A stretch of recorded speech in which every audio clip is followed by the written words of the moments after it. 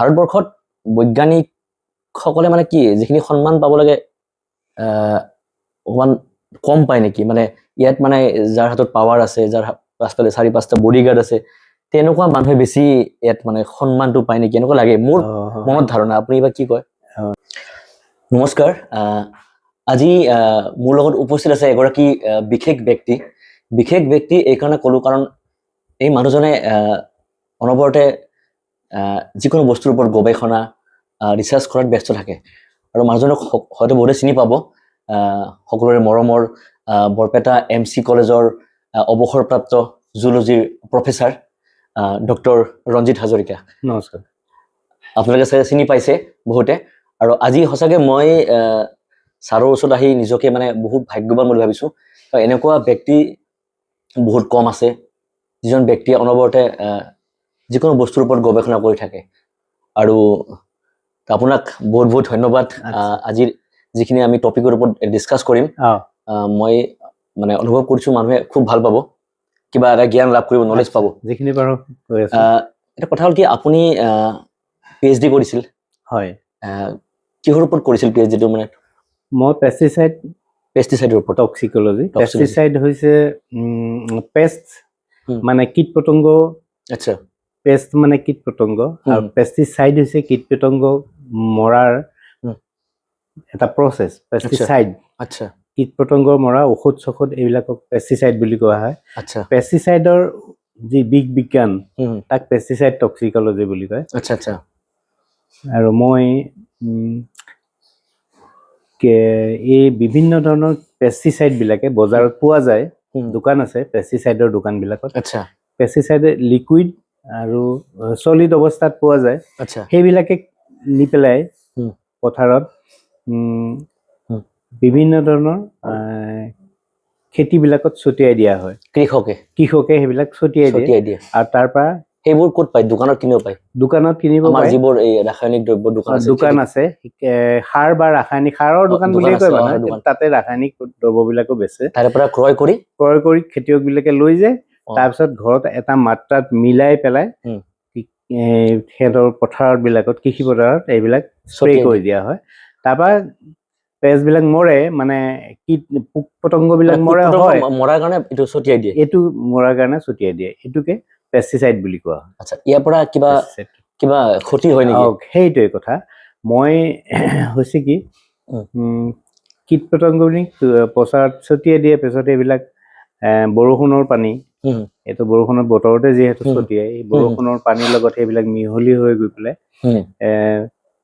মাটিৰ সেইবিলাকৰ মাজত পানীৰ সোঁতৰ মাজত সেইবিলাক নদী বা পুখুৰীলৈ গতি কৰে আৰু গৈ পেলাই সেই পুখুৰী বা নদীত থকা বিভিন্ন ধৰণৰ যিবিলাক কীট পতংগ হেৰি আছে মাছ বা নদীত থকা প্ৰাণী চানী যিমান অন্য ধৰণৰ প্ৰাণীবিলাকৰো এফেক্ট কৰিব আৰু লাষ্টত সেইবিলাক গোটেই এনভাইৰনমেণ্টটো পলিউট কৰি দিয়ে মানে সেই খেতি পথাৰৰ পৰা পানীৰ লগত মিহলি হৈ বৈ মানে খাল বা নদীত গৈ পায় তাতে সেইখিনি বস্তু মাছে খায় মেক্সিমাম তাত থকা মাছে খায় তাৰপিছত ক্ৰেব ধৰি লোৱা কেঁকুৰা চেকুৰা যি অন্যান্য প্ৰাণীবিলাকে সেইবিলাক খায় সেইবিলাকৰ বডিত জমা হৈ যায় আৰু জমা হৈ পেলাই সেইবিলাক মাছবিলাকতো বজাৰত বেচে আৰু সেই মাছ আকৌ মানুহে খায় এফেক্টটো মানুহলৈকে গুচি যায় মানুহৰ ক্ষতি হয় এতিয়া আপুনি এই যে পানীত থকা যিখিনি বস্তু আছে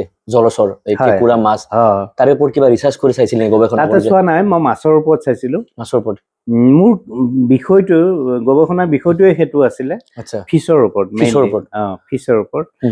ওপৰত পেষ্টিচাইডৰ এফেক্টটো এতিয়া প্ৰথমতে দেখিলোঁ আমি পেষ্টিচাইডৰ এমাউণ্ট স্প্ৰে কৰি থকা ইউজ কৰি থকা এমাউণ্টটো লাহে লাহে বাঢ়ি আহিছে বিশেষকৈ লোৱাৰ আছামত আমাৰ নামনি অসমত এইটো বাঢ়ি আহিছে কিন্তু আনহাতে মাছৰ মানে হেৰিটো উৎপাদনৰ সংখ্যাটো কমি গৈছে মোৰ অলপ সন্দেহ হ'ল হৈ পেলাই লাহে লাহে সিহঁতক মই ভিতৰলৈ যাবলৈ আৰম্ভ কৰিলোঁ এই গৱেষণা কৰিবলৈ আৰম্ভ কৰিলোঁ তাৰপিছত দেখা গ'লগৈ মানুহবিলাকে বহুত বেছি পৰিমাণে কীট পতংগ এই পেষ্টিচাইডবিলাক ইউজ কৰে আৰু তাৰপিছত সেইকাৰণে মাছৰ সংখ্যাটো কমি যায় আৰু মাছ এটা মানুহৰ প্ৰধান খাদ্য মাছ সকলোৱে খায় নৰ্থ ইষ্টাৰ্ণ ৰিজনত মাছটো প্ৰধান খাদ্য আৰু এই মাছৰ যদি মাছে যদি নিজে বিষাক্ত হৈ পৰে ডেফিনেটলি মানুহো বিষাক্ত হৈ পৰিব, মানুহৰ বডি বিষাক্ত হৈ পৰিব।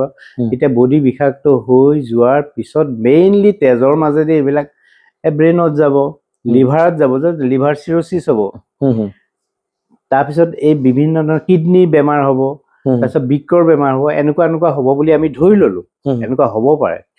সেইটো কাৰণে আমি চিন্তা কৰি মাছৰ ওপৰত গৱেষণাটো আৰম্ভ, গুৱাহাটী বিশ্ববিদ্যালয়ত মই আৰম্ভ কৰিলো কাম। তাতে মৈত্ৰেয়ী দাস মোৰ গাইড আছিলে, ডক্টৰ মৈত্ৰেয়ী দাস।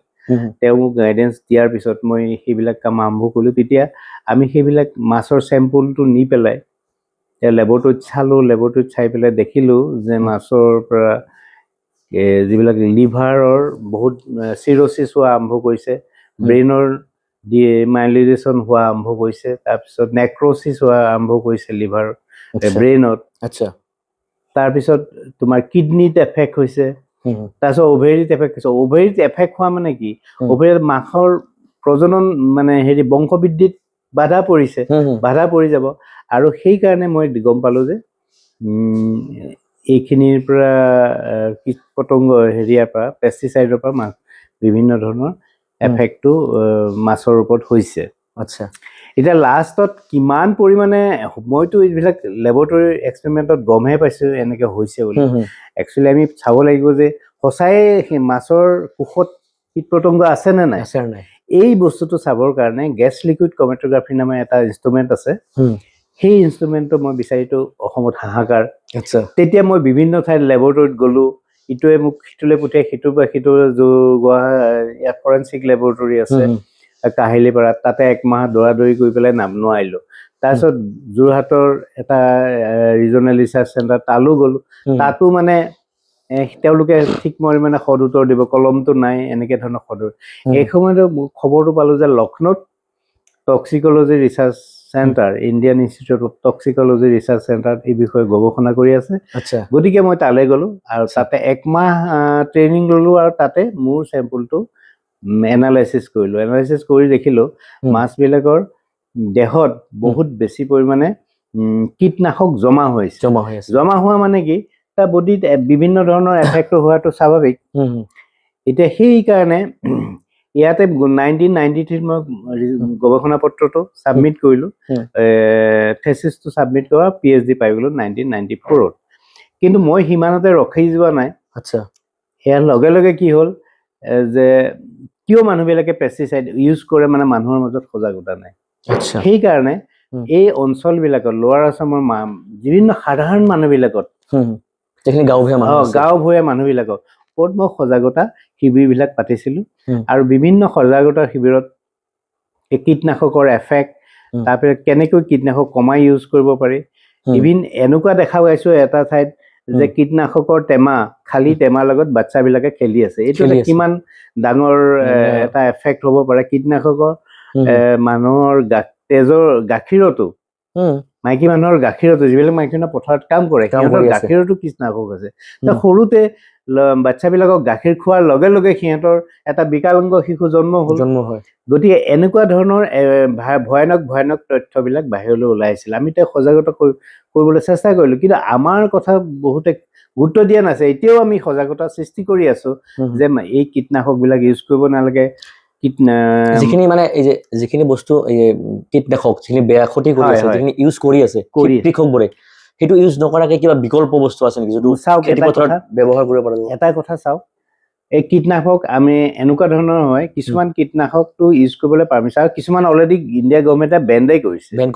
সেইবিলাকত কোনেও ইউজ কৰিব নোৱাৰে। যিবিলাক কীটনাশক পাৰমিশ্যন দিছে, সেই পাৰমিশ্যন দিয়া কীটনাশকবিলাকো মানে খুব কম পৰিমাণে ইউজ কৰিবৰ কাৰণে গভৰ্ণমেণ্টে কৈ আছে। কিন্তু আমাৰ কৃষকবিলাকে বিশেষ একো নাজানে। তাৰ দোকানীবিলাকে যিটো কয়, ৰেটত আপুনি এনেকে এনেকে মিলাই এনেকে দিব, ইমান ৰেটত মিলাব, এগিলাচ এক টোপালত এক বাল্টি পানীৰ লগত মিহলাই দিব, সেই নহয়। কিন্তু দোকানীজনে কিমান পৰিমাণৰ বেছিকে জানে এই বিষয়ে, সেইটো এটা কথা, সেইটো এটা ডাঙৰ কথা। এইদৰে মানে 20-25 বছৰ ইউজ কৰাৰ পিছত কীটনাশক ইউজ কৰিছে, মানুহৰতো লাহে লাহে লাহে লাহে বেমাৰ হ'বলৈ আৰম্ভ। এতিয়া আগতেতো মানুহৰ ইমান বেমাৰ আমি শুনা নাছিলো, liver cirrhosis, kidney fail, cancer, এতিয়া এইবোৰ বেমাৰ বাঢ়ি আছে।